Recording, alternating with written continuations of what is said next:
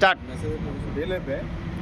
జై టిపిటిఎఫ్, జై టిపిటిఎఫ్, జై టిపిటిఎఫ్.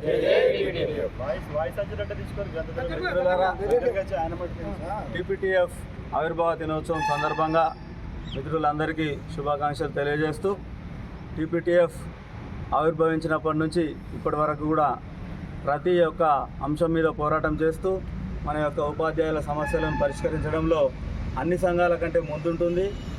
ఇవాళ చూసుకున్నట్టయితే రాష్ట్రంలో కూడా మనదే అతిపెద్ద సంఘంగా అవతరించి ఉన్నాం. అన్ని సంఘాలు కూడా ప్రభుత్వాలకు తొత్తులుగా మారి అమ్ముడుపోతున్న క్రమంలో టీపీటీఎఫ్ మాత్రమే ఎలాంటి భేషజాలకు పోకుండా ప్రభుత్వాలతో ఏ ప్రభుత్వం ఉన్నా కూడా పోరాటాలు చేసుకుంటూ ఉపాధ్యాయుల సమస్యలను పరిష్కరించడంలో ముందుంటుందని చెప్పడంలో ఎలాంటి అతిశయోక్తి లేదు. అదేవిధంగా మనం అంటే కొన్ని కారణాల వల్ల తెలంగాణ ఉద్యమానికి ముందుగా మనం తెలంగాణ ఉద్యమం కోసం కొన్ని వర్గాలుగా విడిపోయినప్పటికీ అవన్నిటినీ కూడా కలుపుకొని మళ్ళీ ఉమ్మడి టీపీటీఎఫ్గా ఏర్పడి చాలా పెద్ద సంఘంగా అతిపెద్ద సంఘంగా ఆవిర్భవించిన సందర్భంగా మరొకసారి అందరికీ మనం కృతజ్ఞతలు తెలియజేసుకుంటూ, ఉమ్మడిగా మనం కలిసి పోరాటాలు చేయడం వల్ల చాలా సమస్యలను పరిష్కరించుకోగలిగినాం.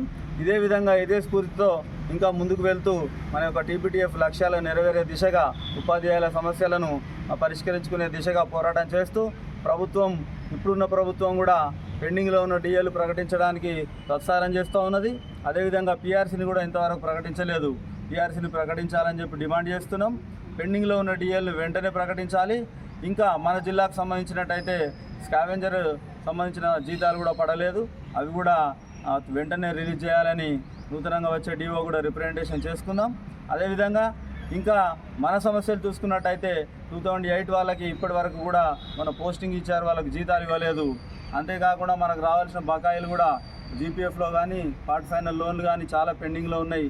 చాలా ఉపాధ్యాయులు చాలామంది ఇబ్బందులు పడుతూ ఉన్నారు.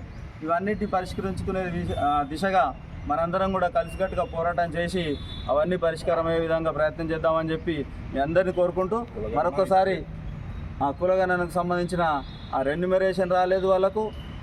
అదేవిధంగా వాళ్ళకు సంబంధించి సెలవులలో పనిచేసిన కాలానికి వాళ్ళకి సిసిఎస్ మంజూరు చేయాల్సి ఉండే మనం పాత డిఓ గారికి రిప్రజెంటేషన్ కూడా ఇవ్వడం జరిగింది.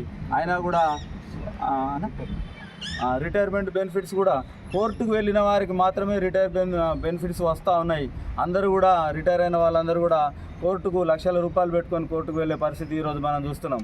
వాళ్ళకి రావాల్సిన న్యాయబద్ధంగా రావాల్సిన వాటికి కూడా డబ్బులు ఖర్చు పెట్టుకొని కోర్టులకు వెళ్ళే పరిస్థితి ఈరోజు దాపరించింది. కాబట్టి ఇవన్నిటిని పరిష్కరించుకునే దిశగా మనందరం ఐక్యంగా ఉద్యమం చేస్తూ మన ఉపాధ్యాయుల సమస్యలు అన్నీ పరిష్కారం అయ్యే విధంగా ప్రయత్నం చేయాలని చెప్పి మీ అందరినీ కోరుకుంటూ, మరొకసారి టీపీటీఎఫ్ ఆవిర్భావ దినోత్సవానికి వచ్చేసిన మీ అందరికీ కృతజ్ఞత తెలియజేస్తున్నాను. జై టీపీటీఎఫ్, జై టీపీటీఎఫ్. ఆవాజ్ దో, ఆవాజ్ దో.